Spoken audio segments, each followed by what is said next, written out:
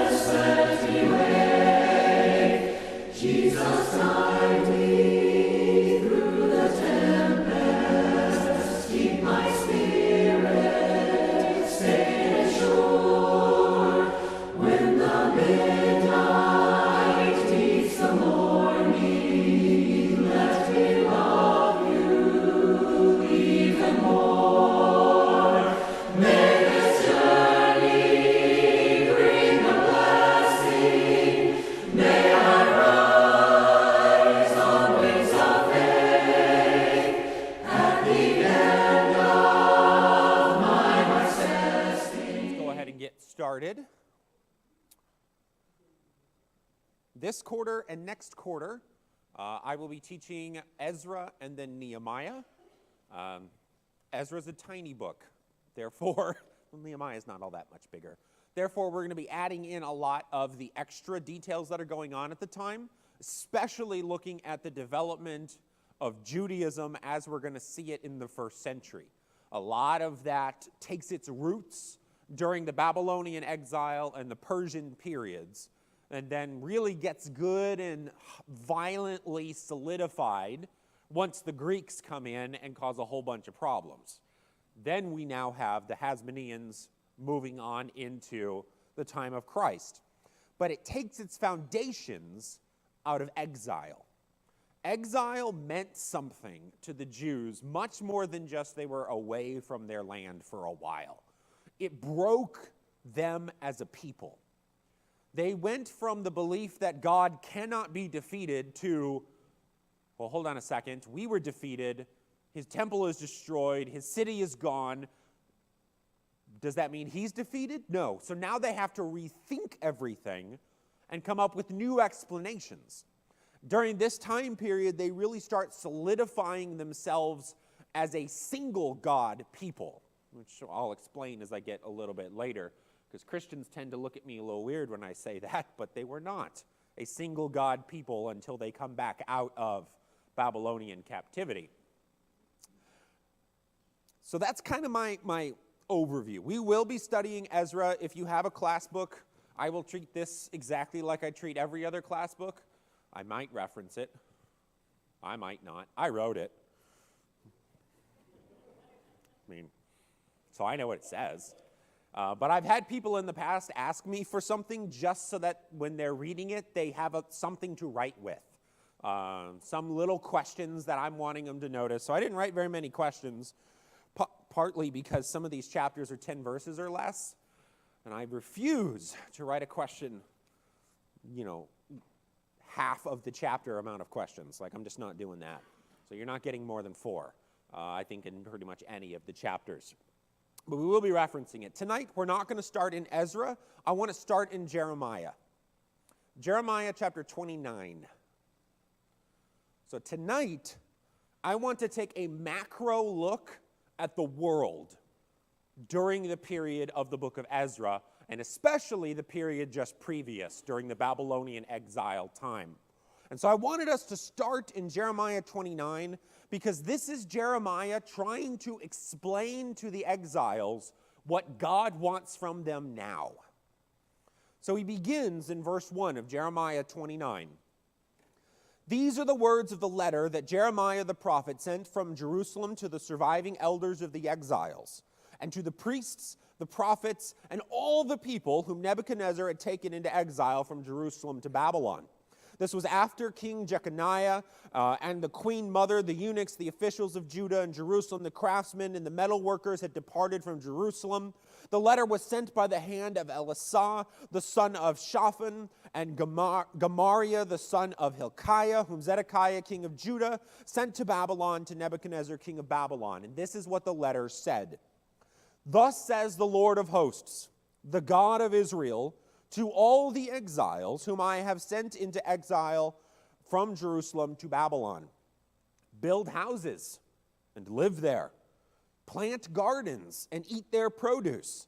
Take wives and have sons and daughters. Take wives for your sons and give your daughters in marriage, that they may bear sons and daughters. Multiply there and do not decrease. But seek the welfare of the city where I have sent you into exile. Pray to the Lord on its behalf, for in its welfare you will find your welfare. For thus says the Lord of hosts, the God of Israel, do not let your prophets and your diviners who are among you deceive you. Do not listen to the dreams that they dream, for it is a lie that they are prophesying to you in my name. I did not send them, declares the Lord. Let's stop there for just a moment.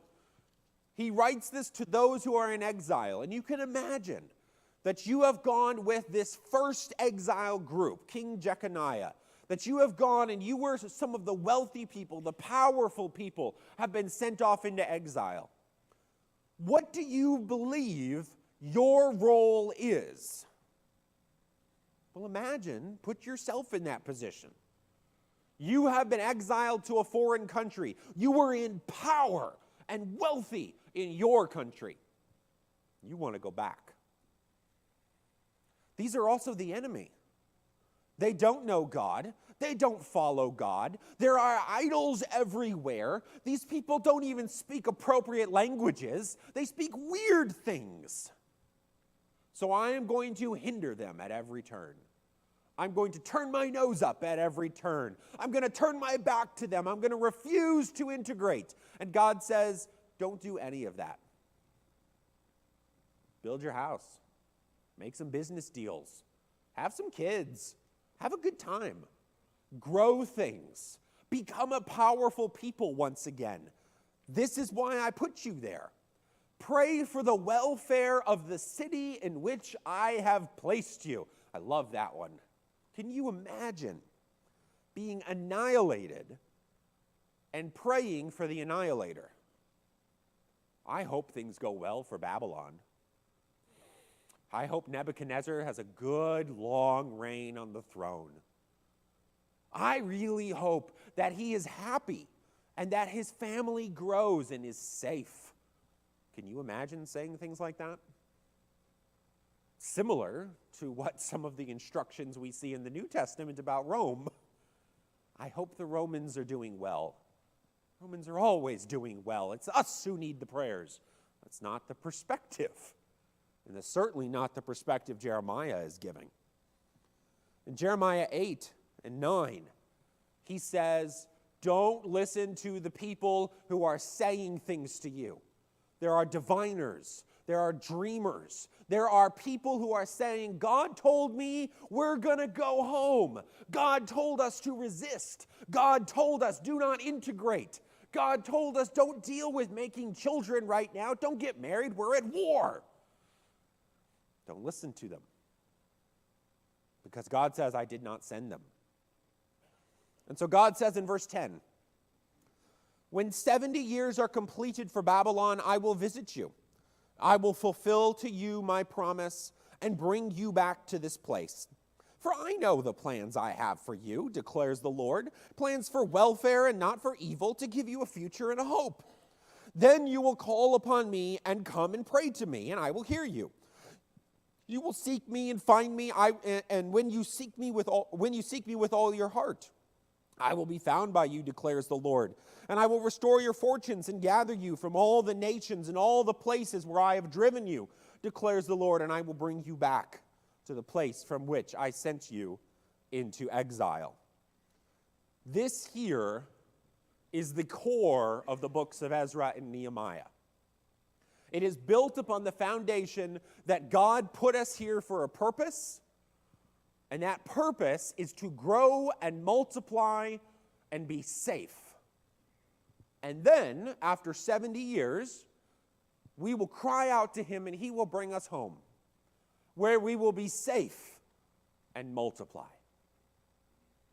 That's the core message here. In the meantime, you've got from verse 15 through the end of the chapter where he says, in the meantime, everybody's going to die from the sword and from the famine and droughts and things are going to be horrible over here in Judah. But you are in Babylon and are safe now. And no one will trouble you. So that's what we're going to talk about today. I didn't get the clicker, so I got to walk up here.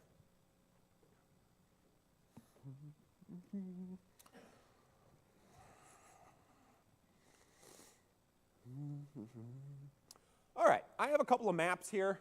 I don't know if I'm going to use them or not, but I'm a map person, so I make sure every PowerPoint I have has at least one so I can reference. But this is a good map. This is a map of 500 BC. 500 BC is around the century that we're talking about. It is Babylon on the rise, Babylon being destroyed, Persia on the rise, and Jerusalem being rebuilt. That's 650 to 550, give or take a decade or two. So notice, what are the world powers? This is not a time period many of us really pay much attention to. Go back a little before. We know a little about Assyria and Babylon, right? That's 1 Samuel, 2 Samuel, 1st, 2nd Kings. Then we get to Ezra, and where it's like, oh, and by the way, they went home. But this is what the world was. Babylon is gone. Persia owns a territory all the way from India to trying to take the Greek states and owns all of Egypt. They're pushing up here into where the Scythians are owning and attempting to control all of this. This is the world that the Jews are living in. Specifically, this is the world Ezra comes into the picture with.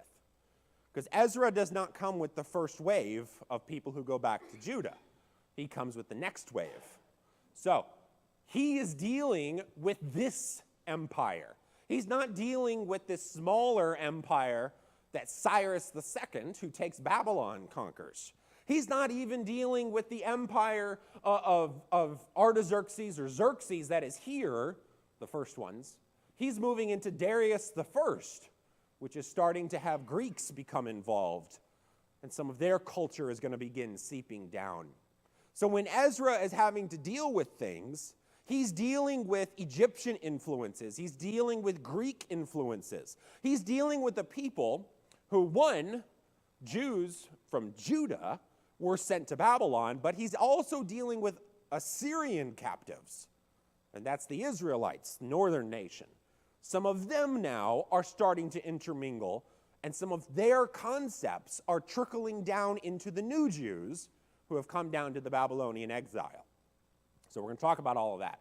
But I want you just to understand, we're not talking about a tiny little event. We're talking about a massive world-changing event, and the Jews had to respond to this as a tiny little people. How are they going to maintain their religion? How are they going to govern themselves? How are they going to organize themselves? How are they going to conceptually think of their relationship with God? How are they going to think about their relationship with the other nations? We just read in Jeremiah 29, God says, say nice stuff about Babylon. How does that make any sense? For their entire history, they thought enemies of God and us. Jesus is still dealing with that way of thinking, isn't he? When it's do good things to your neighbor and hate your enemy, right? That's that same way of thinking. But now, what do? I don't live at home. How do I think this through? So let's talk about some stuff. So I like this map. It kind of shows you, a lot of people seem to like the map and trying to read all the names. Kind of shows you what the world is. Persia is really the only main world power. Scythians are up here, but they're not as organized. They're very tribal. They have more of a confederacy more than an actual empire. They are it when Ezra is trying to rebuild the temple. This is a little tighter picture of just the Persians. You can see it grow up here. If you can see those colors, I can't, but I know that there are colors there. You can see how it grows under each of these kings. Keep in mind, Cyrus is Cyrus II. That's the 30s. This is when Babylon falls. This is when the first wave is sent back. You've got the 522 and 500. Darius is a big name. And that's where we're starting to expand up towards Greece and owning Egypt. Okay, let's talk about what's going on in the world. So, Ezra takes place on this timetable. Nebuchadnezzar destroys Jerusalem around 586. Okay, you can find that reference, 2 Kings 25. Cyrus becomes king and destroys Babylon around 539. So that's our history when Ezra now is coming onto the scene. Ezra's book begins in 538 and 5 following because it starts pre-Ezra. Ezra is not in the picture yet. This is what happened when the first returners start coming home. Cyrus sets himself up as a world leader who is a rescuer. Some of the ancient sources even call him a redeemer, a rescuer. God himself calls him his own Messiah. He is the anointed one. He is the one who comes and rescues you from destruction. And that's exactly what he did for everybody that Assyria and Babylon had stepped on for the last 2 centuries. He came in and he said, go home. Take some money. I'll help you. Go home, rebuild your homes, rebuild your temples, pray to your gods, because Babylon died because your God was not being taken care of. We have a whole bunch of cylinders because Cyrus had a whole bunch of these made in multiple languages to multiple peoples, where he said, your God told me, go home and restart the worship. So every people viewed him as the great rescuer. No one wants to rebel against the one who rescued them. Pretty smart. Pretty smart. So we move forward a little bit. The Jews start coming back in 537. The altar is rebuilt in 537. That takes place Ezra chapter 3. The temple rebuilding begins in 536. But then we start to see in Ezra's chapter 4 and chapter 5 that there becomes some opposition to the rebuilding of the temple. Much of the opposition is really kind of put forward as financial. If they do this, they're going to stop paying taxes. If they restart their worship, they're not going to send in their tithes. That style of adversary. In a moment, we're going to take a look at world events, especially Persian world events. You're going to see why Artaxerxes really kind of listens to them. Rebuilding continues in 520. So notice here, Nebuchadnezzar destroyed it in 586. We're now looking at 520, the second year that Darius is alive. And Darius is king, sorry. And that's in 520. Temple construction's finished in 516. Do the math for me. Temple destroyed in 586, rebuilt in 516. How many years? Okay, that's one option for the 70. There's a second option for the 70 that goes from the first exile of King Jeconiah to the first return. It's not as clean, but it's close enough. I mean, if you want to take that one's fine too. I like the destruction of the temple to the rebuilding of the temple. It just looks pretty. And historians agree this is probably the right years, so I like that. Temple is finished. Ezra now takes a shift. From Ezra 7 through the end, Ezra actually is in the picture. It's called Ezra, but he doesn't get there till Act 3. In Act 3 of the book, Ezra comes and he sees this is what's going on. He gathers everybody together and he says, you all are just sinning everywhere and we got to do something about it. And so they conduct an investigation and they work on purifying themselves. So that's the book. There's not a lot to it. We're going to study it in greater detail over the next couple of months and look at how this impacts Jewish thinking and what they did. But this is the book. So what's happening outside of Jerusalem? Because most of that is Jerusalem's focused. Well, why is this impacting the world? So I put some interesting events here on the right-hand side, right? Right-hand side. It's almost exactly word for word on the left, same dates as the previous one, but notice what else is happening in the world. We start talking about Cyrus becomes king of Persia in the same year that Rome gets their 6th king. Now, if you know your Roman history, they don't have a king for very long before they become a republic, before they become an empire. So that's the state that Rome is in. It's a little town, it's kind of powerful, but most people would just spit in their distance and then walk away really fast and they're going to be fine. Rome really has no power. So this massive world power that matters so much to us in the New Testament is not even really worth mentioning here. You got several years of Cyrus coming in and it's fairly at peace until we get down here to the 536 to 530. Adversaries start opposing the rebuilding of the temple. During this time period, Rome is having some fun up there. The Etruscans and the Carthaginians are fighting. Greek is starting to be on the rise. The Temple of Apollo with the great seer, soothsayer of Apollo there. So that's all on the rise. But when the temple stops being built, pay attention to what is happening in the world. From 530 to 520, they are not building the temple. Cyrus the Great dies in 529. Cyrus the Great, the rescuer, the redeemer, the one who said, go home and restart your worship, dies in 529. We've only got about 10 years of him actually being in favor. Now, when we start to take a look at some of the prophets that are active during this time period, you're going to start noticing that these prophets are saying things like, why in the world did you not build the temple? Are you stupid? Do you hate God? What is the reason here? Well, that's why. They had 10 years to throw together a minor little shack to call a temple to God. And don't do it. That was their peace. This is that really nice weather right after New Year's when you can take down your Christmas lights. If you miss it, you missed it. It's going to be a month before you get good weather again. That's exactly what happened. They started working on the temple. They put down a few rocks. They're like, woohoo, go build your own houses for a little while, and we need to work on our own population. And suddenly the world falls into chaos. Cyrus dies. Persia conquers Egypt during this decade. You want to talk about making a strong argument that don't let these people stop paying taxes? Persia's at war with Egypt. Babylon rebels. This is a lot of money. It's a lot of money. And they need all of that money that would have gone to the temple. And so Persia is not going to let them work on anything besides giving them money during this time. Just imagine for a moment during this decade that you do live in Jerusalem. What would you have seen? You would have watched army after army walking north and south, up and down either side of the Jordan, taking all of these crops, taking everything that they can, and going down there to fight in Egypt.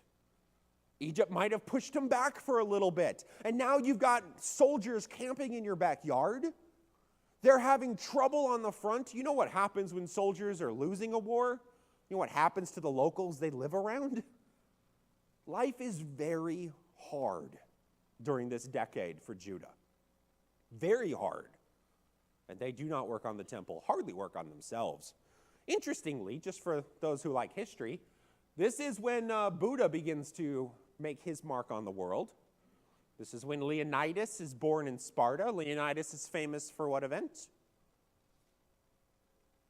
Thermopylae, thank you. This is the 300 Spartans. That's Persia. We're going to reference that here in just a little bit. So, this is the whole beginning of the book, though. This is the beginning of Ezra. You had 10 years of peace. You didn't do nothing with it. Now you have 10 years of destruction. So let's look at what happens next. 520. Temple begins to be rebuilt. Darius is on the throne. What I didn't talk about, there's like 4 or 5 assassinations during the end of Cyrus and the beginning of Darius. There's so many assassinations that we're not entirely sure how many there are, nor are we entirely sure about their names. Some of them could have been made up to make the guy look better. Some of them could have been real. We're not really sure. So you have chaos on the Persian throne. You have Babylon is revolting. You have Egypt becoming conquering. In 520, Darius decides, I'm going to go take India, and I'm going to go take Scythia. That doesn't go very well. It takes India pretty well. Whole northern section of India gets conquered. But Persia is unable to take the Scythians during this time. That is going to trickle down into anger with the Greeks. We'll talk about that in a moment. 516, the temple is finally built. Same year, Rome becomes a republic. You guys remember that statue prophecy in Daniel? What's coming here? See some nice correlations? God is beginning to build the empire that is going to destroy the building that just got built. I know it's Herod's temple he destroys, but just understand the symbolism there. They rebuild a temple the same year that empire gains in power. Yeah, God is acting on a macro level here. Sun Tzu also is active during this time period. Becomes general of the Wu army. Sun Tzu famous for the art of war during this time period. 500 to 458. Why is this such a big time period? It's 50 years, give or take a few. Because this is from the end of the temple to the beginning of Ezra coming. He doesn't come immediately. They have, I don't know, how many years is that? 42 years, 500 to 58? I don't know maths. It's a while. Ezra grows up during this time period. Ezra becomes a prominent leader during this time period. And what is happening in Jerusalem? We're not going to find that out till Ezra gets there. But what's happening in the world? During the 500s, Rome expands, conquering the rest of the Italian peninsula. Confucius is active during this time period. Isn't that weird? Confucius and Buddha and the Jews are trying to figure out what is the path to God. The whole world's trying to figure this out. Pythagoras dies. I thought that was kind of cool. During that decade or 50 years or whatever. Greco-Persian wars begin. This is the one under Darius, not the one under Xerxes. Xerxes is still coming, so the Battle of Thermopylae comes towards the end of that period. So you've got that beginning and the ends there. Egypt revolts again. Xerxes has to put it down. Xerxes attacks Greece. Sophocles is very popular during this time period. Several of his very famous plays are written during this time period. So there's a whole bunch of macro chaos going on in the world. But what is going on in Judah? Nothing. Nothing. Ezra's going to get there in 458, and they've barely got a temple going. They're not really doing sacrifices. We're going to see that from some of the minor prophets. And they're hardly even being righteous. They barely even think of themselves as Jews. Barely.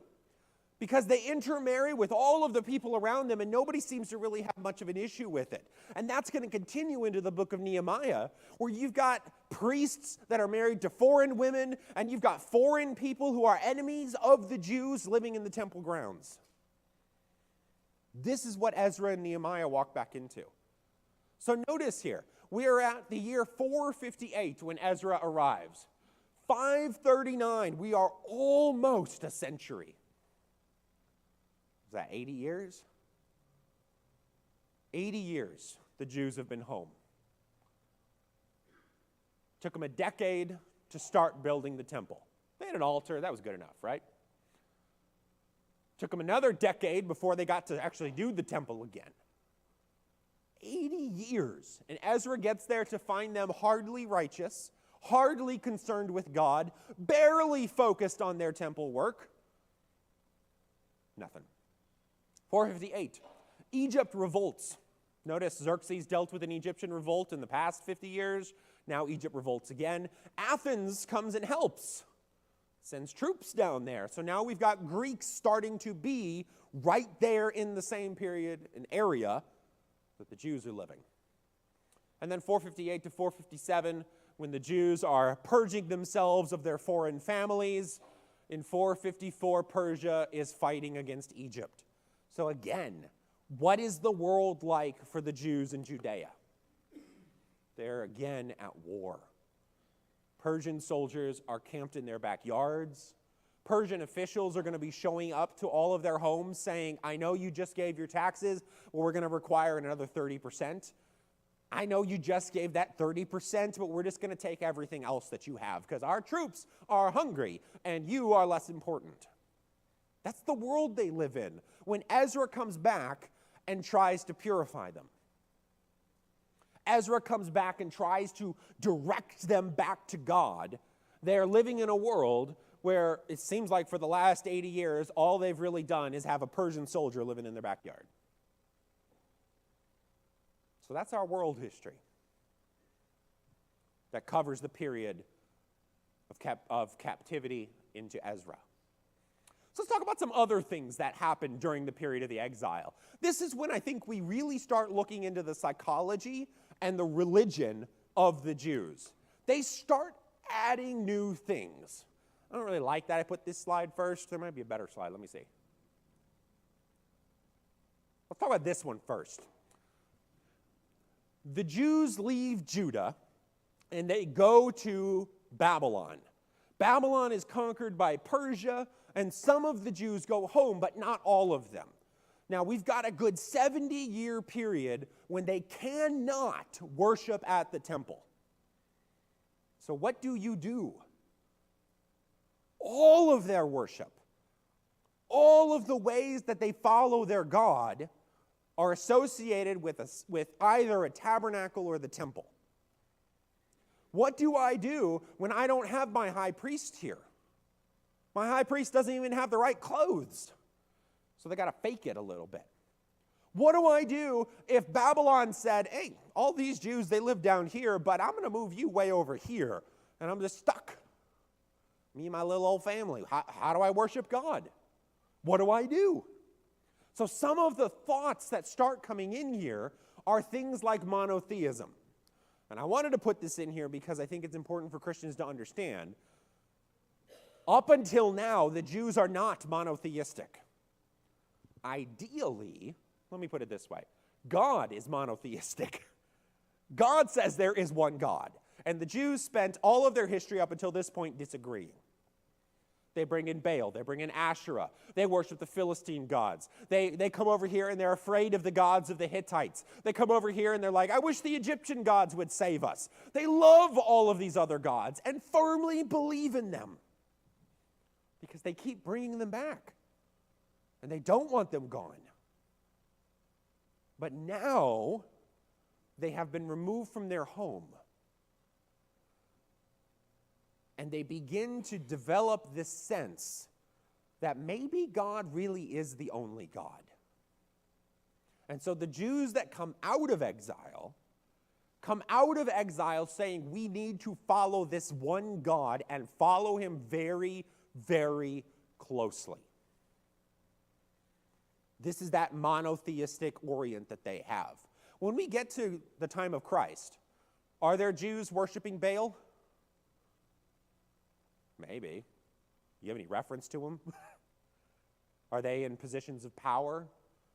Are they the kings? Are they wealthy merchants? They're never mentioned. If they do worship Zeus, or they worship an Egyptian god, they keep it well hidden, never letting it see the light of day, or they will be cast out of their community. They are a real monotheistic-oriented religion at that point. No other gods but God. Up until exile, that's not really a very common belief. Even during the high days of David, he's still dealing with tearing down high places all over the place. Solomon puts a whole bunch of them back up, which results in Jeroboam creating a whole new way to worship God, which really turns him into a god that's not himself. Again, polytheism, right? Which is the one true God? The God of the Samaritans or the God of the Jews? That discussion starts up here in exile. They start also trying to modify their understanding of spiritual things through the lens of polytheism. So, it was a long sentence. Let me explain it. The book of Enoch. The book of Enoch is written sometime around now. Probably a Persian book. It might be a Greek book. Nobody really knows. It kind of just poofs onto the scene. And what it claims is that it is the book of the Enoch way back before the flood. That's its claim. And its claim is trying to explain what has happened in the spiritual world. So Nephilim, they are the children of angels. That's that book. Grand warfare of angels and demons becoming created. That's that book. Demons teaching the world how to worship them instead of the one true God. That's that book. So what do we learn about their religion during this time? They start attributing some of these stories of Mesopotamian gods, or even Canaanite gods, and they start giving them to some new demons. So it wasn't, say, Asher or Akkad who was the god. Instead, it was a demon who was a fallen servant of God. So he has power because God gave him power, but he misused that power and usurped the worship of the Lord. Can you see how they're taking what they once thought of as a polytheistic world and making it monotheistic? That's why I put it under this heading, because we're seeing them shrink their world down. So let's go back to that first one, and then I'll come back to the Zugot in a moment. This is when they write all these other stories. These other stories, Susanna, Bel and the Dragon, Tolbert, Junith, they are very oriented towards miracles and the spirit world. So Susanna, I got to look at my notes. My printer didn't work, so I took pictures. That's why my phone's out. So Susanna is the story of a woman who decides to take a bath. And she does it in her locked home, locked little courtyard. very safe. But she sends all of her servants away because she just wants to lay there for a while. And these two elders of the Jews in exile come along and see her independently. These old men. And then they notice her. Then they notice each other noticing her. And then they decide, we are going to come along and force her to lay with us. And so they try just force first. Well, she resists them. So they try blackmailing, saying, we caught you sleeping with someone else and you're going to be killed as a result of this. Well, that didn't really work either. And so Daniel, remember Daniel from the book? Daniel comes on the scene and he says, let me figure this out. And he separates the men and he interrogates them in good, gritty detective movie style. Cross-examination. And their stories are almost perfect, except one says she was sitting under this kind of tree, which is a tiny little tree, and the other one says she was sitting under a giant tree. He's like, aha, they're lying. So again, we're noticing some interesting things. Daniel says at the end of this that an angel is here to destroy you, to these two men, who then are destroyed. Presumably. The story kind of ends there. But notice what's happened. They are trying to bring an event of the world and apply a new spiritual story to it of how these angels are interacting. Now, this is a pretty typical story. I mean, honestly, it could have just been the story of Bathsheba, and they were like, let's just change a few characters inspired by real events. I mean, that could have been all this was. But they're trying to make the spirit world, this angel world that they've got some reference to throughout the Old Testament, and make it into a thing. You can look at Bel and the dragon. The story of Bel is the god Bel, and we're trying to figure out, is an idol real or not? And Daniel says, well, I can tell you if it's real. So they would set all of this food out for the god Bel. Bel would eat it overnight, and Daniel said, I'm going to sprinkle ash everywhere. And so they come in the morning and they see footprints all over the place of the priests and their family who snuck in and ate the food. He's like, aha, you can see idols are not real. The second one is the dragon. This is Daniel interacting with now not an idol, but what if you actually have a real living dragon that they're worshiping? You can see it, you can touch it, you can feel it. It's a god. You can't fight that. So that is okay to worship, right? Daniel says no, and he makes himself a little cake out of a bunch of things that are not edible. Dragon eats it and explodes. What is the lesson? They're creating these stories, and we're learning how they are returning to monotheism. Idols are not real. Baal, we never should have followed Baal. Baal's not real. You can see that. It was all a trick. It was all make-believe. So they're creating these works of fiction to support it. What if there is real power, though? Moses and the magicians, right? They copied all of the powers he did up to a certain point. What if there really is power? Is that something we should worship? No. Or you go back to the book of Enoch.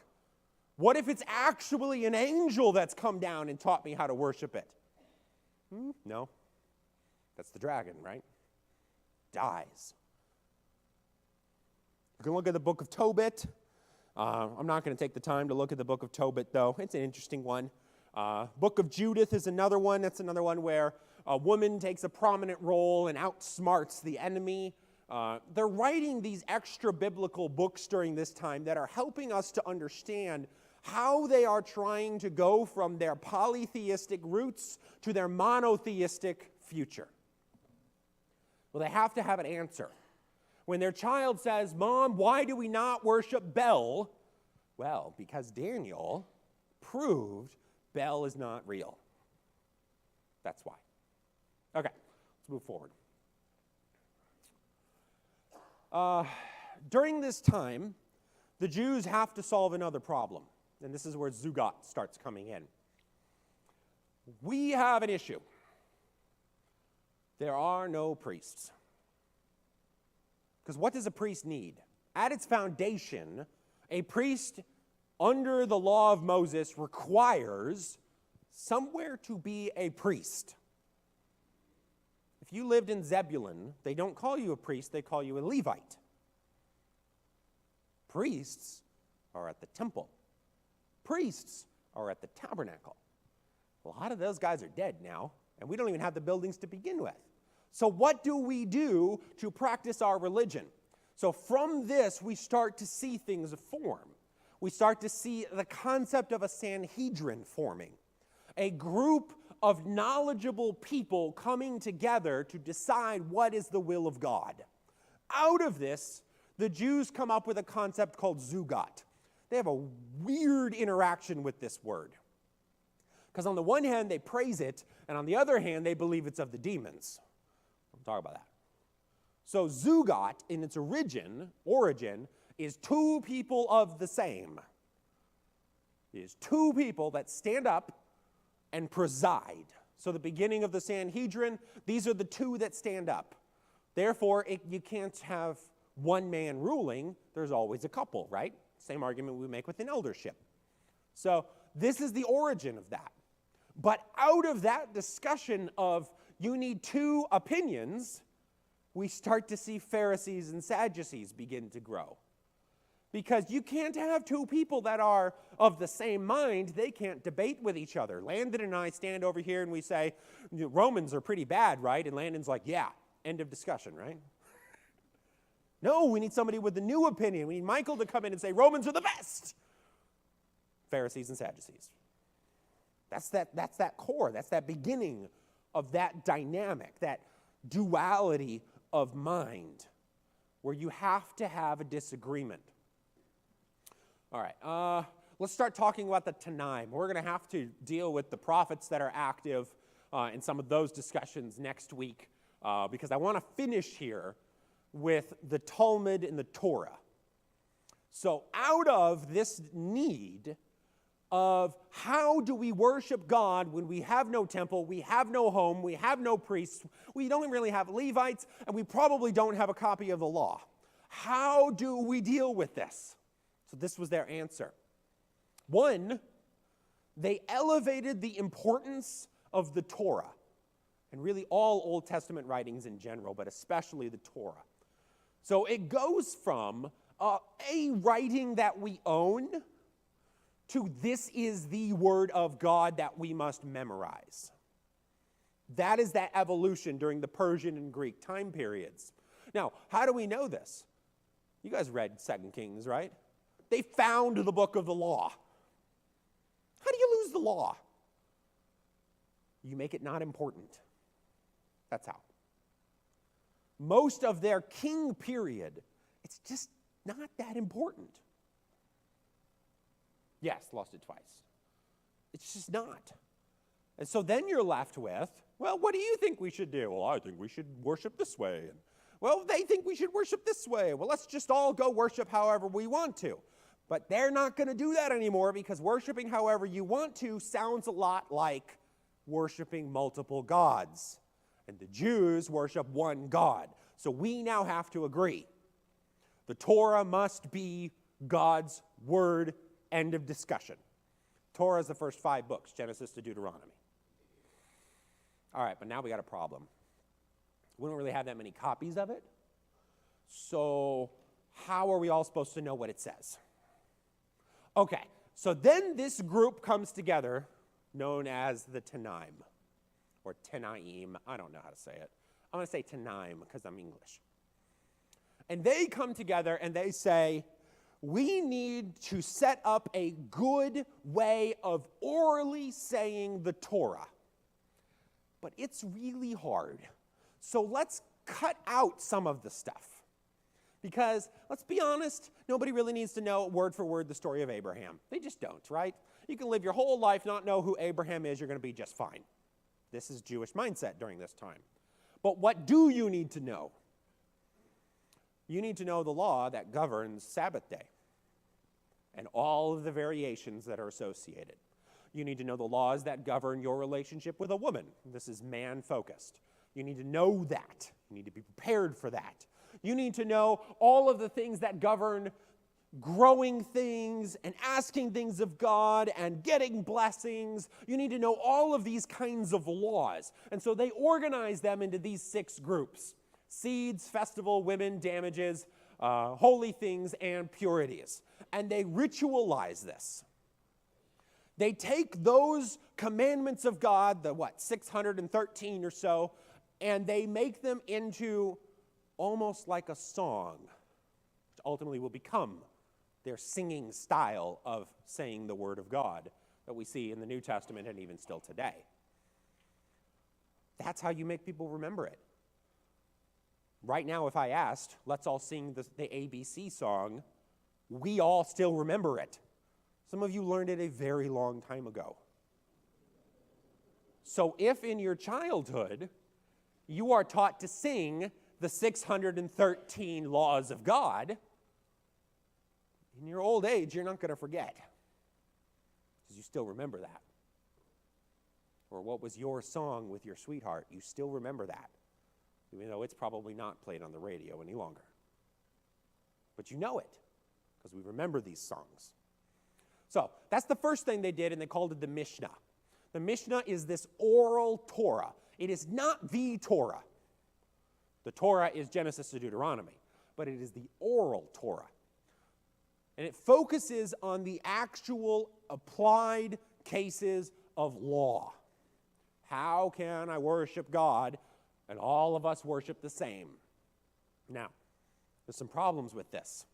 Even here, us today, we have a much shorter book with a minuscule amount of laws contained within it in the New Testament, right?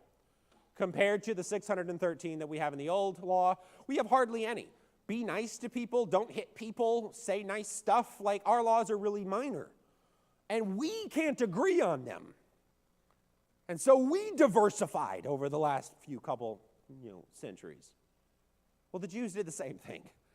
Out of this Persian and Greek exile time period, they realized we need more than just the Mishnah.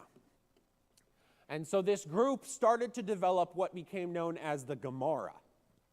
And the Gemara is the organized teaching of rabbis.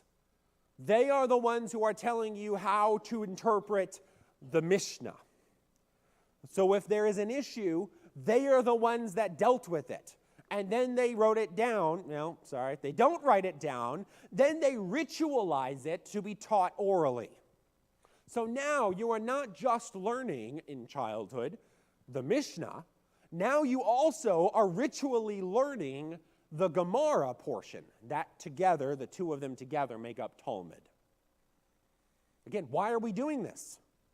Why are the Jews going through all of this? It's because they will never be a polytheistic people again. And we tried writing it down, and that didn't work. It didn't, because they stayed polytheistic. Literally, while God is writing it down, they are polytheistic. So therefore, we add the Gemara in here. So the Gemara is a discussion between two. So it's always a rabbi and a response, a master and a student, a master and a master, a student and a student. I say this, I respond this. They focus on saying the Mishnah back and forth to each other until that no longer makes sense, and then they start interpreting the Mishnah. I'm going to leave you with this quote by Maimonides. He was a Jewish scholar in the 12th century. He says, understanding and conceptualizing the ultimate derivation of a concept from its roots, inferring one concept from another, and comparing those concepts, understanding the law based on the principles of Torah exegesis, I don't know how to say that word, until one appreciates the essence of those principles and how the prohibitions and the other decisions which one received according to the oral tradition can be derived using them. Now, this is a very complicated way of saying, if you will listen to the smart, learned people, they'll tell you how to think. Because reading the Mishnah yourself, reciting it, you're not going to understand. Did you catch that there at the end? Only by using the principles and the prohibitions and the decisions that come from the Gemara can you understand the oral tradition of actually saying the laws of God. Does that sound very familiar to anybody? That is the core of Catholicism. You can't get it unless I tell you. It's the whole foundation of the Reformation and Restoration's movements. Yes, I can. When they disagree, and so then there's a war. Pharisees and Sadducees are going to disagree on this, but we are out of time, and we'll pick it up next week. Thanks. Lord,